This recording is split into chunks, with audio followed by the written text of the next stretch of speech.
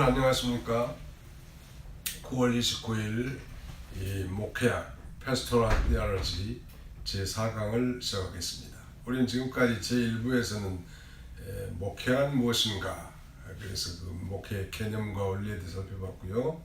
또 지난 시간에는 또 목회자란 누구인가, 거기에 대해서 목회의 소명에 대해서 우리가 살펴본 바 있습니다. 이 시간에는 제4장 목회자의 자질, The Qualification of the Pastor, 패스터의 퀄리피케이션이 무엇인지 함께 공부하고 이제 보고자 합니다. 잠깐 기도합시다. 살아계신 아버지 하나님께서 이 시간에 친히 함께 해주시고 성령이 교사가 되어주셔서 증거하는 자나 또 강의를 수강하는 자나 은혜가 되게 하시며 하나님께 영광이 되게 하여 주시옵소서. 예수님의 이름으로 기도하옵나이다. 아멘.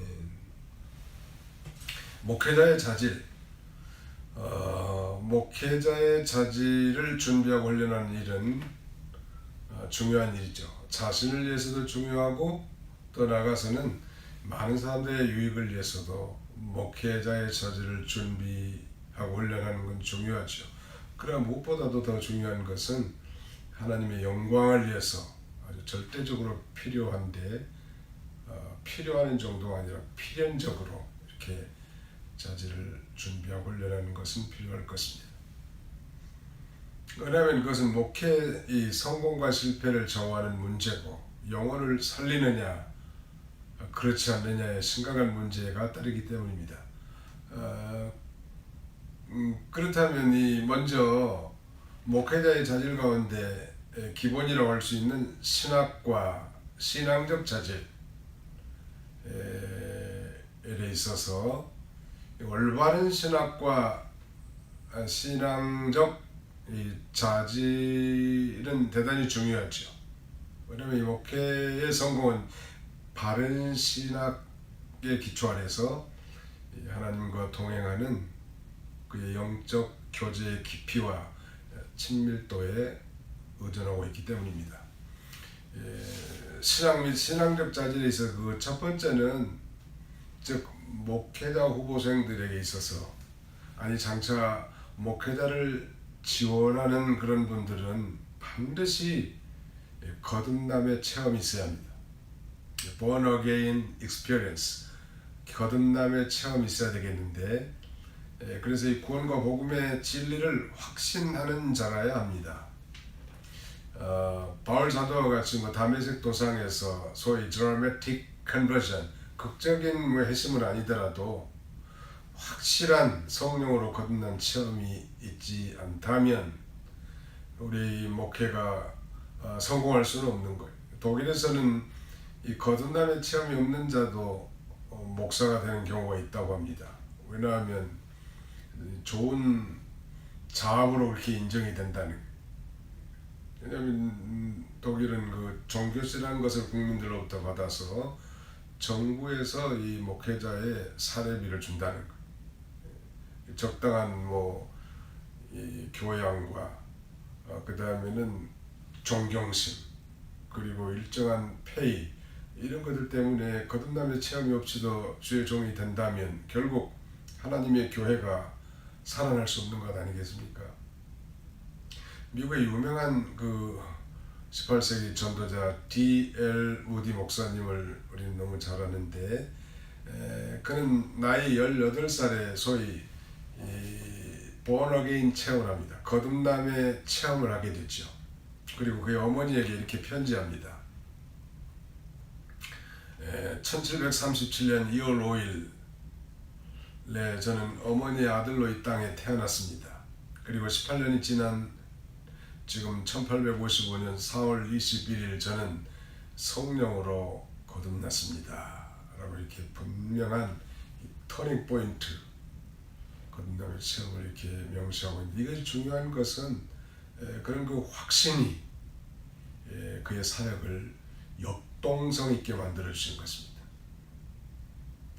그 다음에 두 번째 목회자가 될 사람이 이 구원의 확신과 더불어서 반드시 하나님의 절대 주권을 믿어야 돼요. 절대 주권. 상대적인 주권이 아니죠. 이 주권이라고 하는 것은 그야말로 주인된 권세인데요. 영어로는 이 absolute sovereignty라고 합니다. sovereignty. 이 절대적인 주권.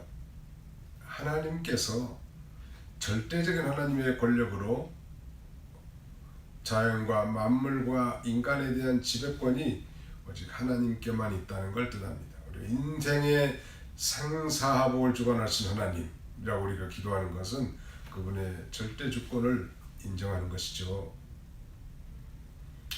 이런 주권을 확신하면서 우리가 읽는 것과 권하는 것과 가르치는 것에 전념해야 할 것입니다. 그 다음에 또 우리가 신앙해야 될 중요한 사실은 예수님의 그 신성과 인성에 대해서 확신하는 것 중요합니다.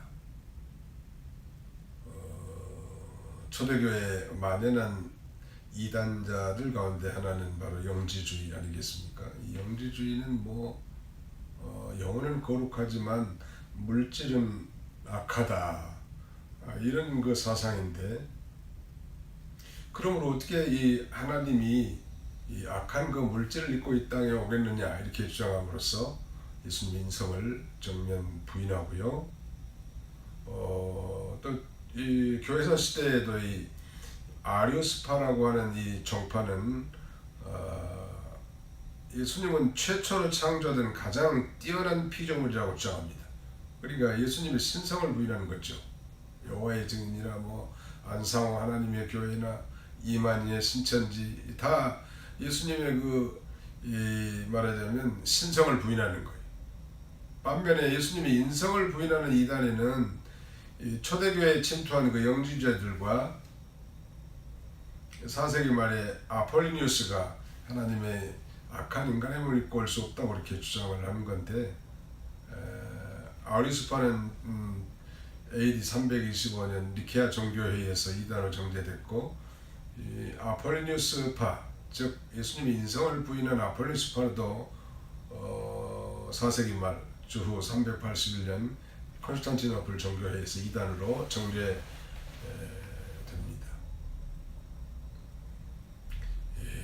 예수님의 이 신성과 인성에 대한 바른 이해가 전제될 때 우리는 예수님의 이 속죄의 진리의 핵심을 이해할 수 있고, 또 하나님께서 그리스도 안에서 세상을 자기 화목하게 하셨는데 바로 참 하나님이시고 참 사람이신 예수님만이 바로 하나님의 사랑과 공의를 만족시켰기 때문이죠. 십자가상에서. 그 다음에 또 우리가 확신할 수 있는 것, 모든 신학생들이라면 신학을 공부하기 전에 전제돼야 할 두 가지를 꼽는다면, 첫째는 그 성경의 그 절대적 진리를 믿는 거, 이거 중요하죠. 성경에도 인간의 말이 섞였다는 등, 영감되지 않은 부분이 있다는 등, 이런 거 생각을 가지고 있다면 우리가 성경을 절대 신뢰할 수 없고 우리의 연구와 공부와 방향이 삐뚤어질 수밖에 없겠죠. 그 다음에 두 번째는 성경의 만전적인 영감, plenary inspiration이라고 하는데요.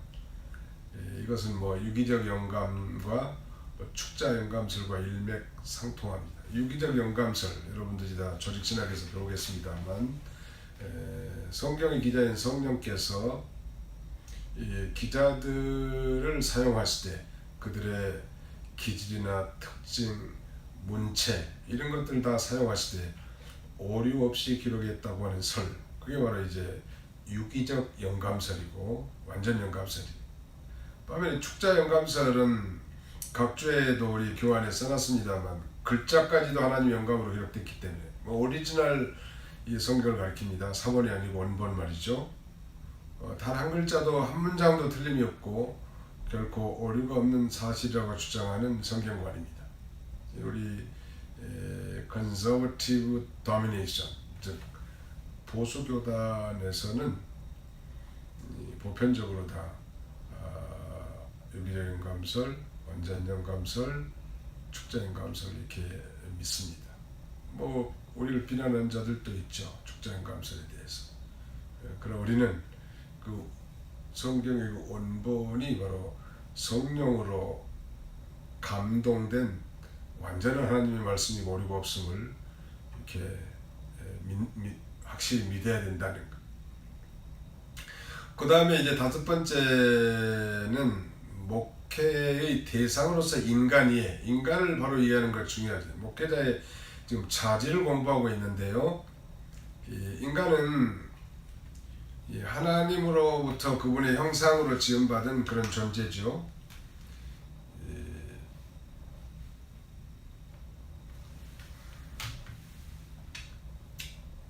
창세기 1장 26절 27절 하나님 형상대로 우리가 인간은 지음을 받았지만 그러나 바로 피조물 인간이 하나님 앞에 소위 행위 언약을 어김으로 불순종함으로 타락했습니다. 이 타락이라는 게 보통 타락한 게 아니고 완전 타락, total depravity, 전적 타락한 그런 존재가 돼서 이제 의인이 없는 하나도 없고 선을 행한 자가 아주 없을 만큼 하나님의 형상을 다 잃어버린 것입니다. 이런 비참한 인생에 하나님께서는 이제 그리스도 안에서 그 죽은 영혼을 살려주시고 의롭다 하심을 얻었고 하나님 앞에 이제 양자로서 우리가 성령으로 하나님을 아바 아버지라고 부르게 됐고 이제 하나님의 뜻을 따라 이제 우리 중생한 영이 성령의 인도를 따라 다시 의와 진리의 거룩함으로 이제 창조되고 그 창조하신 자 형상을 따라 시계까지 새롭게 되는 것입니다. 다시 하나님의 성품, 신의 성품에 참여한 자가 된 것입니다. 그리고 점점점 온전해 나가는 그런 도상이 있는 거죠. 우리가 또 뭘 우리 목회자의 저질로서 가져야 할 준비사항은 뭘까요? 여섯 번째는 교회의 거룩성에 대한 의식입니다. 이 교회는 이 세상의 모든 기관들은 다 인간의 편리와 유익을 위해서 사람이 만든 기관이죠. 인본주의적 단체라는 거예요. 그래서 이 교회는 그 교회의 거룩한 기원과 목적을 우리가 믿어야 되고 그래서 소명과 즐거움으로 교회를 섬길 수 있어야 할 것입니다. 왜냐하면 교회를 세우신 분이 예수님이죠. 내가 이 반석 위에 내 교회를 세우리니 음부의 권세가 이기지 못하리라 그랬고요. 또 볼지어다 내가 세상 끝날까지 너희와 항상 함께 있으리라 그렇게 예수님께서 말씀하셨죠. 우리는 그러면 그런 면에서 교회의 거룩성에 대해서 인식하고 교회는 궁극적으로 승리한다. 아무리 우리 멤버들, 형제 자매들이 연약하고 부족하고 허물이 많다 할지라도 성령 받은 그들을 하나님께서는 점점점 이제 연단과 시련을 통해서 빚어 나가는 것입니다. 그 다음에 또 어떤 자질을 가져야 될까요? 특별히 신학과 신앙에 있어서 창조와 부활 신앙입니다. 아무튼 이 천지 만물을 하나님이 말씀으로 24시간 하루를 통해서 7일간 이제 엿새 동안 천지 만물을 창조하시고 7일째 안식하셨다는 창조에 대한 분명한 진화. 태초에 in the beginning God created, 하나님이 창조하셨습니다. 하늘과 땅을 창조하셨다는 Heaven and earth, 하늘과 땅. 태초에 하나님이 창조하셨다. 반면에 또 구원받은 성도들의 이 승리의 부활의 승리를 확실히 믿어야 된다는 거예요. 이걸 붙들지 않는다면 우리의 이 목회는커녕 우리의 믿음도 헛것이 되고 말 것입니다. 이 신학과 신앙적인 자질 7가지 살펴봤고요. 두 번째는 목회자에게서 중요한 그 인격적 자질입니다. 사실 목회 사역은 그의 인격으로부터 출발하는 것입니다.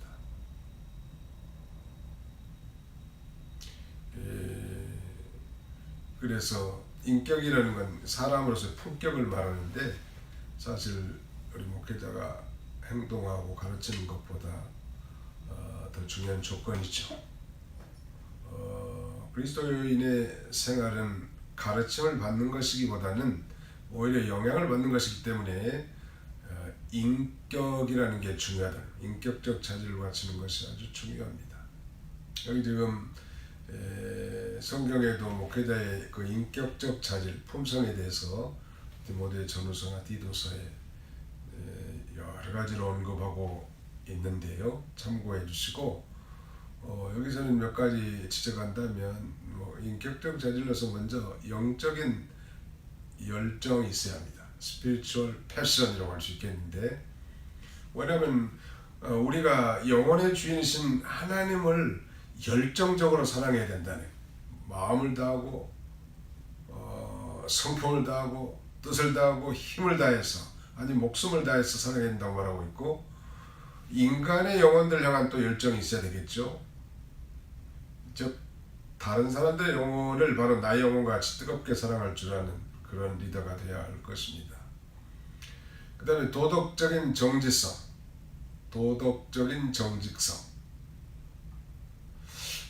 구약시대 이스라엘 남북조 시대 남쪽 유다 왕은 다 다윗의 길, 데이비스 웨이를 따라갔죠. 북쪽은 그 여로보암의 길을 쫓았다고 한다면, 그 다윗의 길의 그 가장 중대한 요점 중에 하나는 여호와 보시기에 정직했다. In the sight of the Lord. 여호와의 목전에서 정직했다. 정직했다는 말을 우리는 그렇게 배웠습니다. 신앙 양심을 똑바로 써서 하나님 앞에 바로 사는 것, 이렇게 배웠고 또 가르칩니다. 그렇게 믿고 신앙 양심을 똑바로 쓰는 거죠. 신앙 양심이라는 것은 일반 양심과는 좀 차이가 분명히 있습니다. 신앙 양심이란 하나님 말씀에 비판받는 양심이 추석대가 돼가지고 믿지 않는 사람들은 조상의 묘에 가서 혹은 조상의 제사상에 절하는 것이 그들의 양심을 편안하게 할지 모르겠으나, 하나님을 믿는 사람은 나 외에 다른 신을 내게 두지 말라고 말씀하셨기 때문에, 또 절하지도 섬기지도 만들지도 말라고 했기 때문에, 우리는 이 조상신에게 절하는 것은 우리의 양심을 거스르는 일이란 말. 그런 면에서 신앙 양심은 하나님의 말씀에 비판받는 양심, 하나님의 말씀이 기준이 되는 그런 양심을 똑바로 써서 하나님 앞에서 하는 것, 그게 정직성이라고 할 수 있겠어요. 나의 인격이 하나님의 말씀에 대한 지식에서 자라가고, 또 성령께서 매일의 삶의 구체적인 문제들에 대해서 나의 응답과 순종의 문제를 끊임없이 다룰 수 있도록 기꺼이 나 자신을 내어드리는 헌신에 의해서 결정이 되는 것입니다. 뭐가? 정직성이라는 게. 그 다음에 극기와 정신적 관용의 사람이 되어야 합니다. 자칫 이 목회자들이 불의와 타협하지 않는다는 그런 관점에서, 특별히 보수주의의 함정이라고 할 수 있겠는데, 완고함과 이 불관용의 태도는 창의적이고 도전적인 사역자들을 대적자로 몰아붙일 수밖에 없습니다. 이간하기가 쉽단 말. 여러분 목회자라면 자아 중심의 관념을 버리고 타인의 행위가 불미하여도 목회자가 된 자는 그와 더불어 논쟁을 피해야 된다는 것.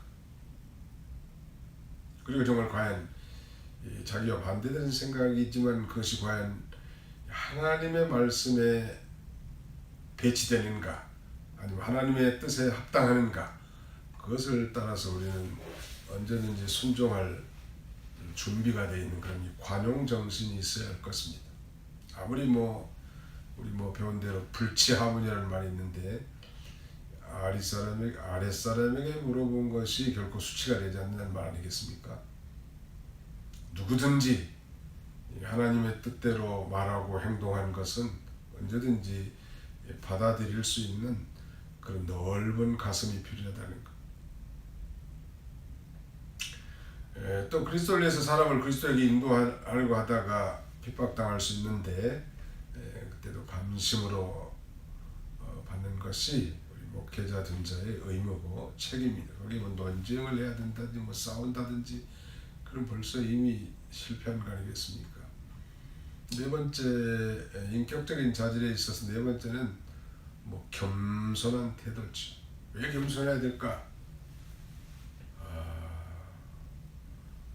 왜 겸손해야 되는가? 뭐 다른 분들은 하여간에 우리 목회자 후보생들이나 목회자들은 목사이니까 겸손해야 될 것 같아요. 즉 하나님의 종이니까.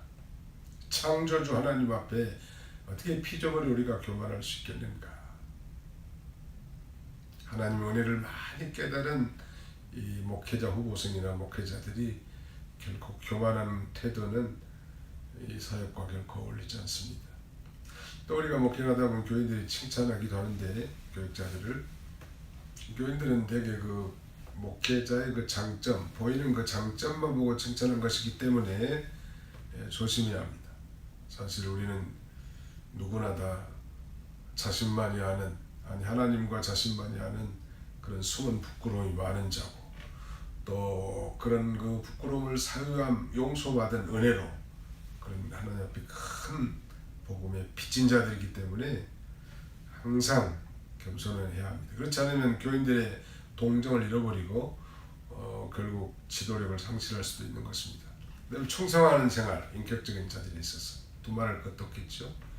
맡긴 자들에게 구할 것은 충성이니라. 아무튼 첫째도 충성이고 두 번째도 충성이고 목회자들은 세 번째도 충성이. 이 충성을 영어 성경은 faithfulness 이렇게 번역을 많이 하는데 faith라는 게 믿음 아니에요? 그러니까 믿음직스러움, 신실함을 어떻게 보면은 충성이라고 할 수 있으니까 그 faith라는 말이 믿음 아니에요? 믿음이고 충성이다. 더구나 이 리더들이야말로 당연히 자기 맡겨진 모든 일에 좀 부족하다 할지라도 하나님은 충성한 자를 기뻐들어 쓰시는 것입니다. 그 다음에는 여섯 번째는 건전한 판단력. 리더에 있어서 이 판단력은 아주 중요하죠. 이건 오랜 경험과 훈련을 통해서 따라오는 것인데 우리가 늘 성경을 깊이 묵상하고 또 늘 기도하는 것이 이런 판단력을 얻는 즉 지혜를 얻는 기본적인 요건임을 명심해야 합니다. 야고보서 1장에 있는 대로 너희가 너희 중에 지혜가 부족하거든 그러면서 후히 주시고 꾸짖지 않는 하나님께 구하라. 여러분 우리가 잘 기억한 것처럼 솔로몬이 왕이 됐을 때 1,000번제를 드렸고 하나님이 너무 기뻐서 뭘 구하라고 했을 때 솔로몬이 한 가지 구했죠. 지혜를 구했습니다. 자기 유익을 위한 것이 아니고 많은 백성들을 하나님께로 잘 인도하고 나라를 잘 통치할 수 있도록 하나님 마음에 합하기 때문에 그 기도의 제목이 구하지 않은 부와 수도 더해줬다고 했습니다. 또 목회자 인격적 자질에 있어서 명랑성과 쾌활성 필요합니다. 우리가 사실 뭐 인상만 쓰고 다닐 수밖에 없는 그런 위치에 있는지도 몰라요. 항상 내 자신이 하나님 앞에 부족하고 순종했다고 해도 참 부끄럽고 아니 또 교인들이 정말 잘 순종하고 믿음이 자라나고 진보가 보이면 좋겠는데 대부분 성도들이 그렇지 않고 설교를 해도 변화가 없고 그러니까 항상 슬픈 얼굴을 띌 수밖에 없는 것이 현실이지만 복음이 소망의 복음이란 말. 아무리 비참한 상황을 말할지라도 그런 면에서 상담을 하든지 설교를 마무리할 때는 반드시 소망적인 말로 결말을 짓는 것이 중요합니다. 아무리 심판과 그 재앙에 대한 메시지를 선포한다 할지라도 우리는 소망 있는 자지. 죽어도 다시 살고 영원히 죽지 않는 생명을 이미 다 얻은 자고 하늘에 안치원받은 자 아니겠습니까? 그런 면에서 우리가 긍정의 말을 할 수 있다는 말. 평상시에도 목회자는 이 부정적인 태도나 어두운 모습을 지향해야 합니다. 왜냐하면 우리는 모든 걸 다 믿음으로 바라보고 소망 중에 바라보기 때문이죠. 우리가 뭐 잘 아는 구약시대 가나안 정탐꾼 12명 가운데 긍정적 보고를 했던 두 인물은 바로 여호수아 갈렙 아니겠습니까? 그들 왜 나머지 10명은 다 부정적 네거티브 리포트를 말하자면 발표했는데 왜 이 사람들은 긍정적 포머티브 레포트를 했을까요? 바로 그들에게는 믿음이 있었습니다. 약속에 가나안 땅에 대한 약속, 가나안 땅을 주시기로 한 그 약속을 확실히 했고 적군의 관계에 우리보다 낫다 할지라도 자기들에게는 하나님이 함께 하신다는 걸 믿었고 자기가 믿는 하나님은 전능하신 하나님이라는 사실을 믿었기 때문에 그런 긍정적인 말을 할 수 있는 거예요. 그리고 백성들을 격려할 수 있었던 것이죠. 언제나 우리 목회자들은 그렇게 살아야 합니다. 그 다음에 자연스러운 행동. 목회자는 목회자로서 품위를 유지해야 되는 건 당연하지만 그렇다고 너무 엄격하고 아주 냉담한 그런 태도들은 옳지 않고요. 항상 자연스럽고 부드럽게 보통 사람들과 화친할 수 있는 태도여야 합니다. 어떻게 하면 이렇게 될까요? 성령은 자유의 영이거든요.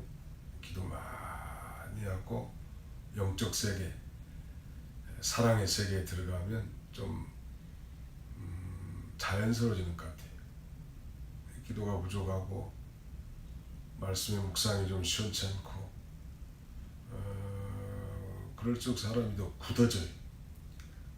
제가 보건대는 보편적으로 다른 그런 거 아니지만 보수주의자들이 더 자유주의자들보다 더 자연스럽지 못한 것 같아요. 엄격한 어떤 계명을 순종하고 철저한 그 신앙을 보수하기 때문에 그런지는 모르겠습니다만은 그러나 성령은 자유의 영이란 말. 그리고 이 자연스럽고 부드럽게 보통 사람들 화친할 수 있는 태도를 취해야 되고요. 9번째 마지막 인격적 자질에 있어서 9번째는 심미적인 감수성입니다. 심미적이라는 말을 이 살필십에다가 아름다움을 밑자거든요.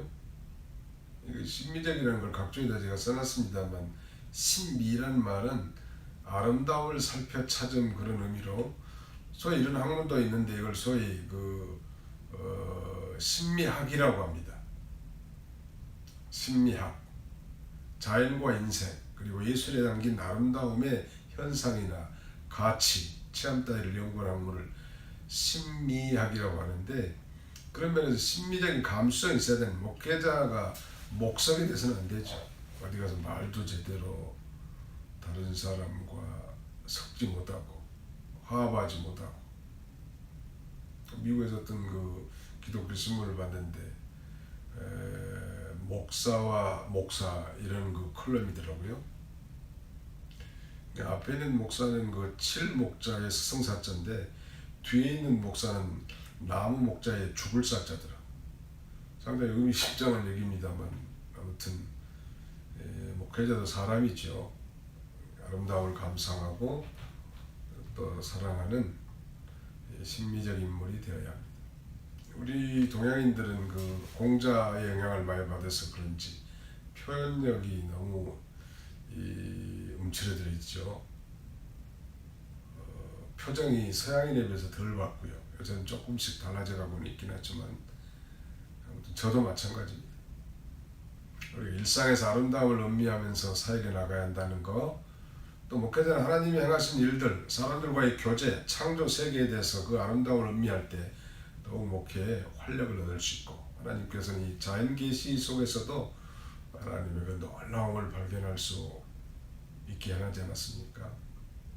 이렇게 신학과 신앙적 자질과 이 인격적 자질에 더 나아가서 우리 목회자 후보생들은 학문적 자질도 구비해야 되는데요. 왜냐하면 다른 사람에게 가르쳐야 되는 그런 리더 위치에 있기 때문에 우리가 이 학문적으로 지식적인 면에서 어린아이가 돼서는 안 됩니다.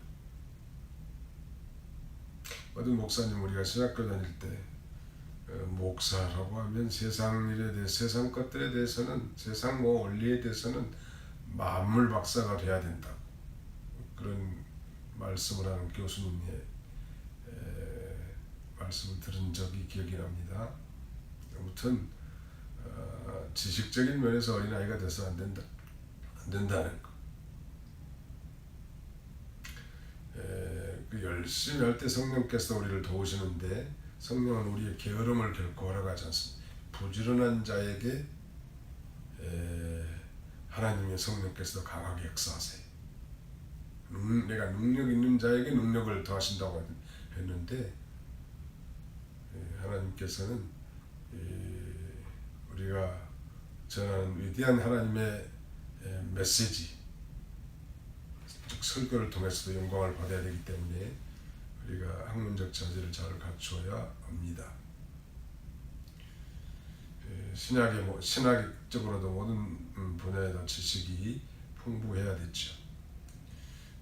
뿐만 아니라 아주 최근의 학문적인 경향성이나 지성사의 흐름, 사상적 동향 이런 것들 다 포착해야 합니다. 더 나아가서는 교육 방법론, 어떻게 가르칠 건지, 상담 방법론, 물론 이 상담 방법론은 비블리컬 카운슬링이겠죠. 당연히 성경적 상담 방법론, 그리고 커뮤니케이션 이런 것들을 현대 목회의 기술적인 방법론을 신속하게 파악해서 자신의 사역에 사용할 줄 알아야 합니다. 학문적 자질에 있어서는 특별히 교양 과목의 학습과 신학 과목의 학습이 있는데 교양 과목 필요합니다. 목회자는 그의 전문적 혹은 신학적 교육을 위한 기초로 교양 과목의 내용을 습득해야 합니다. 특별히 그 세계사의 흐름 정도 이런 걸 좀 이해할 수 있을 필요가 있을 것 같아요. 또 뭐 세계사 가운데도 교회사라든지 말이죠. 교양을 두루 갖춘 복음전도의 열심과 건전한 학문의 추구를 게을리하지 말아야 합니다. 그래서 어떤 설교자가 가령 한 편의 설교를 한다는 것은 종합예술과 같다고 했죠.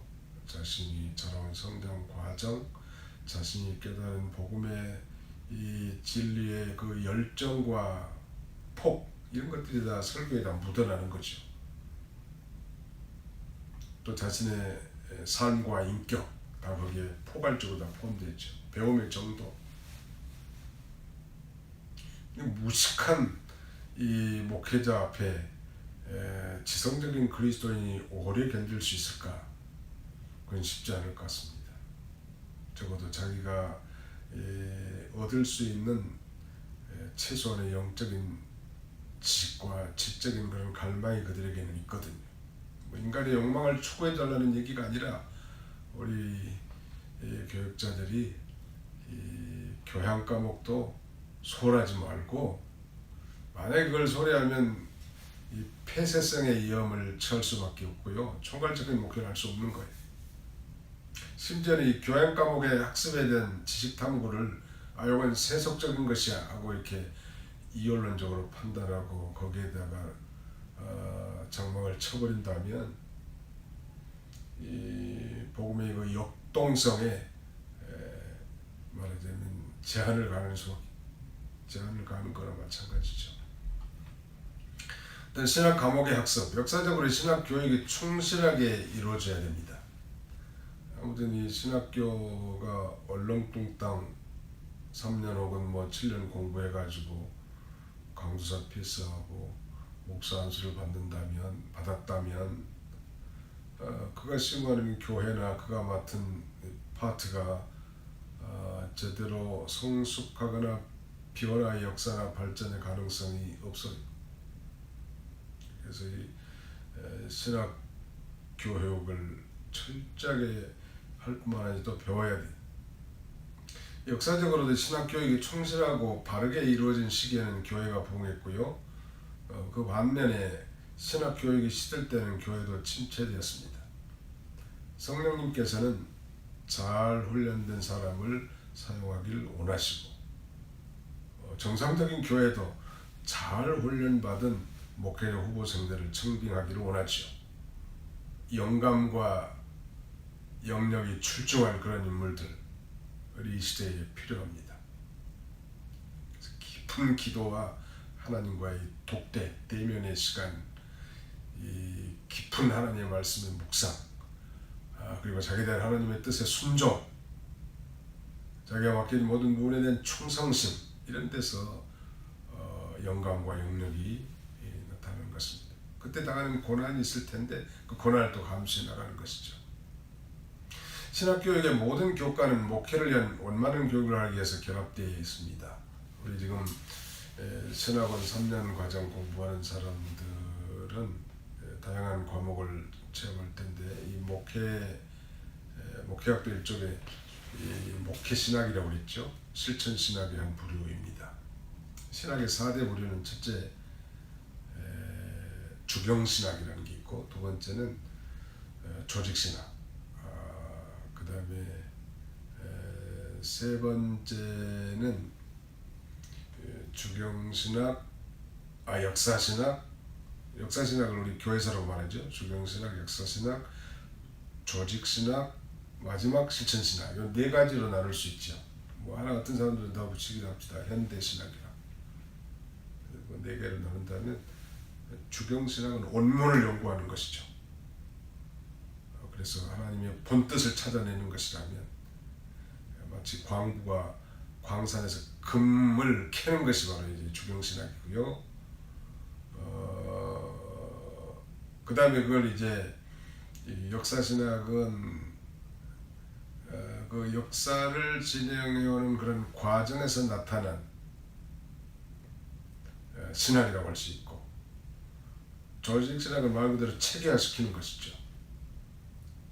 그리고 이제 실천신학은 그야말로 모든 상품을 이제 완전하게 만들어서 판매하는 거라고 할 수 있을까요? 예, 그러니까 다시 한번 얘기 드리면 주경신학은 광산에서 광석을 캐는 것이고, 역사신학은 그 긴 역사를 통해서 그 광석에서 말하자면 이제 그 금속을 빼내는 작업이고요. 마치 포항제철처럼 철을 빼낸다고 한다면, 조직신학은 그걸 다 체계화시키는 거고, 실천신학은 그걸 이제 판매하는 거예요. 목회학, 뭐 상담학, 전도학, 뭐 모든 것들이 다 실천신학에 해당되겠습니다. 설교학도 마찬가지. 아무튼 신학교육을 받는 신학생들은 기독교 신앙의 성경적, 역사적 그리고 신학적인 표현에 대해서 우리가 공부를 하게 되겠는데, 우리가 이 성경 해석도 이제는 성경은 문법적으로, 역사적으로, 우리가 신학적으로 바로 잘 해석해야 되고, 가르치는 사람도 우리가 그렇게 가르치려고 애를 씁니다. 그래서 기독교 신앙에 대한 이해를 정진시키는 것입니다.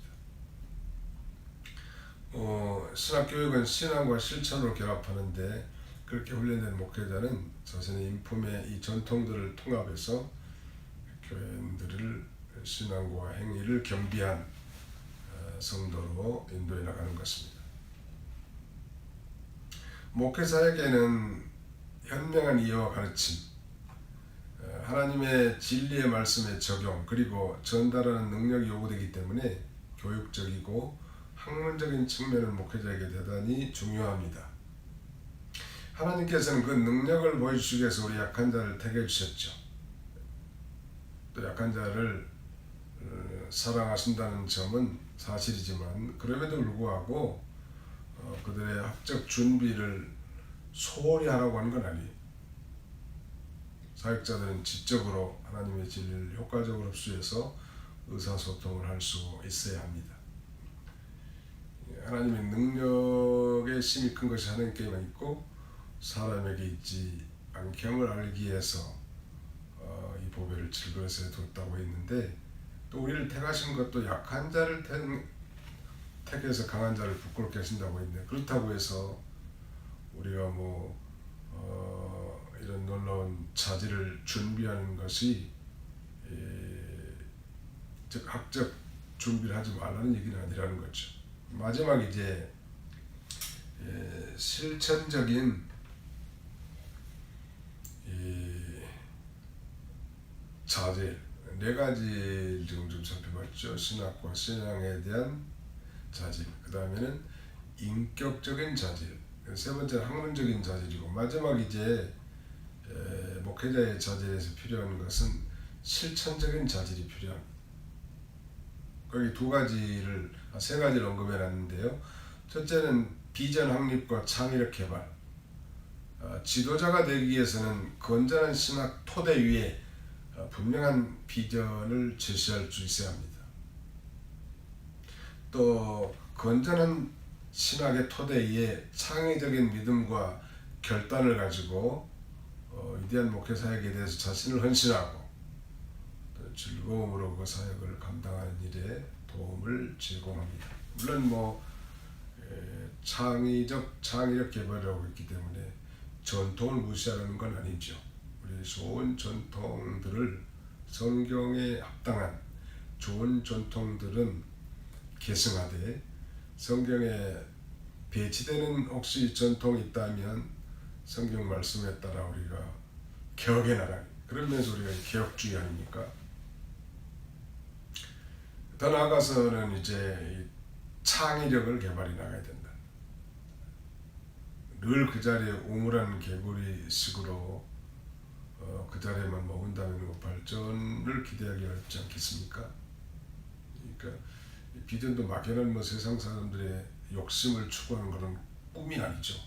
하나님의 말씀 안에서, 건전한 신학의 토대 아래서 하나님의 나라와 영광을 위한 그런 꿈을 꾸는 거 필요하고, 그 꿈을 이제 창의적으로 실천해 나가는 거, 이런 게 실천적 자질이라고 할 수 있을 것 같습니다.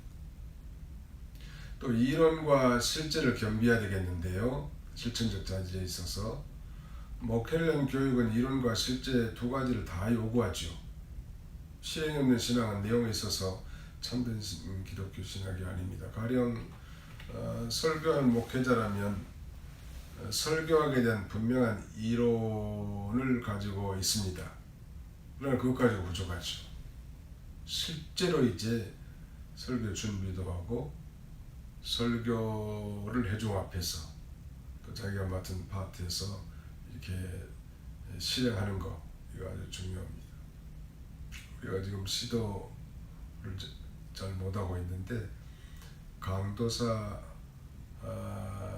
고시의 강도라는 이 과제물 있죠. 강도. 세 가지 논문과 주해 그리고 강도인데, 강도에 우리가 본문을 주고 거기에서 이제 설교문을 제출하도록 하는데, 이제 앞으로는 그 설교문만 제출해 가지고 당락을 결정하는 게 아니고, 실제로 이제 선배 스승 목사님들 앞에서 자기가 준비한 그 설교를 시행하는 그 테스트를 보강하려고 하고 있습니다. 구체적인 설교를 준비하기 위해서는 시간이 많이 필요합니다. 어떤 목사님은 자신이 가령 이번 주일에 설교하기 위해서 선택한 본문을 최소한 100번 정도는 읽고 묵상하고 준비해서 전한다고 하고, 또 어떤 목사님은 한편의 주일 설교를 위해서 15시간 이상 이렇게 준비해야 된다고 하는데, 같은 기준이라는 건 제가 보기에 다분히 주관적이지만, 한 가지 중요한 것은 이제 주일날 설교한 다음부터는 그 주일 오후 저녁 때부터는 다음 주에 설교할 것을 위해서 기도하고 계속 말씀을 묵상하고, 또 하나님이 감동 주신 그 본문을 선택하고, 그 다음에 그 본문에 대한 해석을 하되 신학적, 문법적, 역사적으로, 영적으로 들여다보고 또 그것을 적용하고, 정말 한 주간 몸부림을 쳐서 이제 나오는 게 특별히 주일 오전에 그 선포되는 메시지 아니겠습니까? 그런 그 훈련이 실제로 필요합니다. 그러나 이제 사역 초기에 전도사님들, 강사님들 혹은 목회자 후보생들은 그만한 이 자체 능력이 다 갖춰질 수는 없겠죠. 그래서 선배들의 설교를 모방하기도 하고 다 써보기도 하고 여러 번 뺏겨보기도 하고 그러면서 이제 자라나고 또 독특한 자신의 설교 세계를 구축해 나갈 수 있을 것입니다. 한국의 이 설교는 대개 다 전통적으로 3대지 설교입니다. 3 main idea, 제목과 본문이 있고 그다음에 3개의 대지로 이렇게 구성이 되어 있습니다. 사람이 한 3개 정도는 잘 기억하는 모양이에요. 너무나 많은 이 아이디어는 성도들에게 혼란한 감을 주고 잘 기억하기도 힘들어요. 그건 나중에 이제 설교학을 우리 신학원 학생들 한 학기 동안 또 공부할 시간이 있을 테니 그때 자세하게 하기도 하겠습니다. 이론과 실제를 겸비해야 되는데 목회 지망생들, 우리 신학생들은 정기적으로 예배에 잘 참석해야 합니다. 할 수만 있으면 저는 앞으로 장차 이 전임 사역자, 풀타임 사역자가 되기를 원한다면 적어도 준 사역자가 된 건데 위치에 있는데 정말 그 교회 강도사님이나 목사님이나 부목사님이나 이런 분들이 하는 것처럼 이렇게 해야 되지 않겠는가. 또 피곤하고 힘들고 어려워도 정규적인 예배에 참석 안 하고 새벽 기도는 다 하는데 신학교 다닌다고 하면서도 새벽 기도를 안 한다. 나중에 그러면 이 어떤 지교에 파송을 받든지 뭐 청교를 받든지 가가지고 그때부터 새벽 기도를 잘해야 되겠다. 이런 것은 언어도단이라고 생각합니다. 정말 자기가 목회자가 되기를 원한다면 소명을 받았고 앞으로 이 목회길을 걸어가기를 진정으로 원한다면 교회에서 하는 정규적인 모든 예배에 참석하는 정규 예배라는 건 새벽 기도도 포함되고 금요 기도에도 포함되는 거예요. 새벽 예배, 기도, 금요 기도에 또 교회 정기적으로 헌금하는 일, 그 뭐 성도로서 당연히 할 일이죠. 그리고 개교에서 어떤 형태로든 뭐 주일학교 아이들을 가르친다든지 주일학교에서도 한 반을 맡아서 부장이 따로 있다면 한 반을 맡아서도 설교를 해본 사람과 그렇지 않은 사람은 그 천양지차예요. 또 한 반을 맡아서 잘하는 사람이 앞으로 큰 교회 담임 목사도 할 수 있을 거예요. 그런 면에서 실제를 실습 활동이 필요합니다. 그 다음에 세 번째는 겸손한 학습자의 태도였지. 뭐 한마디로 말한다고 하면 신학생은 겸손히 배우는 일에 힘써야 될 것인데 사실 목회자도 사실은 학생으로서의 목회자가 돼야 합니다.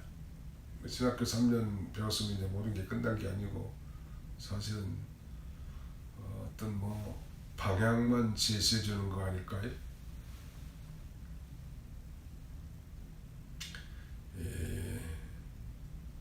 모든 일에 섣부른 판단을 하지 말고 일의 양면을 진지하게 생각해서 판단해야 합니다. 또 성도들의 어떤 상담 문제, 사람들 간의 어떤 충돌과 갈등의 문제도 양편의 얘기를 다 들어보고 신중해야 합니다. 아무튼 영적인 의사와 같은 목회자들은 신중합니다. 우리 의사 병원에 갔는데 의사 선생님들이 경망하다면 참 신뢰성이 떨어지죠. 신중한 진단과 그 다음에는 처방 이것이 필요한 것처럼 우리 교역자 후보생들은 그런 그 신중함과 진중함이 필요하다 할 수 있겠습니다. 또 거룩한 소명을 받은 자로서 겸손히 교회에서 봉사하고 온순한 자세를 가져야 되고 더 나아가서는 그 교회가 소속된 노회나 교단 총회와 같은 좋은 관계를 유지하고 또 우리가 앞으로 헌법도 1시간 배웁니다. 졸업하기 전에 총회 헌법 1시간 배우는데 그 헌법을 존중하고 따르는 자세를 가져야 할 것입니다. 이제 이 강의를 마무리하고자 합니다. 목회자의 자질을 준비는 결코 끝이 없을 것 같아요. 지금도 저는 뭐 공부하는 자세로, 연구하는 자세로 뭐 초심을 잃지 않고 그렇게 하려고 노력을 합니다만 많이 부족하지요. 그런 면에서 신학교에서 배우는 이 교육은 교육의 끝이 결코 아니라는 거. 왜? 우리 교회와 사회 문제와 필요는 너무나 방대하고, 그래서 신학교에서 얻은 지식과 기술의 내용이 충분할 수는 없는 거죠. 그저 이제 신학교에서는 스스로 연구하는 사람이 되도록 우리 후보생들을 돕는 데 있죠. 그래서 성경 해석의 3대 원리, 아니면 뭐 문법적, 역사적, 신학적 해석. 거기다가 이제 제가 강조하는 것은 네 번째, spiritual interpretation, 영적인 해석을 배우는데, 그런 원리에 따라서 이제 실제로 자기가 적용하고 앞으로 목회 사역을 펼쳐나가는 거죠. 공식을 배워서 나간다, 그렇게 생각하면 될 것 같아요. 그리고 이제 현지에 가서는 이제 적용하는 건데, 끊임없는 깊은 말씀에 대한 묵상, 하나님과의 독대적인 그런 기도 생활, 간절한 기도 생활, 희생과 헌신의 삶을 통해서 더욱 자질 있고 능력 있는 목회자로 이렇게 만들어질 것입니다. 아무튼 우리가 이 공부하는 기간 동안 이렇게 잘 준비된 하나님이 기뻐하시는 하나님의 종들이 다 되시기를 주님의 이름으로 축원합니다. 기도합시다. 살아계신 아버지 하나님, 감사합니다. 우리 목회학 제4강 목회자의 자질에 대해서 오늘 이렇게 살펴봤습니다. 우리가 부족한 것들이 많이 있지만 하나님의 절대 주권과 특별한 부르심을 믿고 잘 준비하되, 영적으로나 학문적으로나 인격적으로나 모든 실천적 준비를 잘해서 하나님의 일에 귀하게 쓰임받는 우리 모두가 다 되게 해주시옵소서. 예수님의 이름으로 기도하옵나이다. 아멘. 수고들 많이 하셨습니다.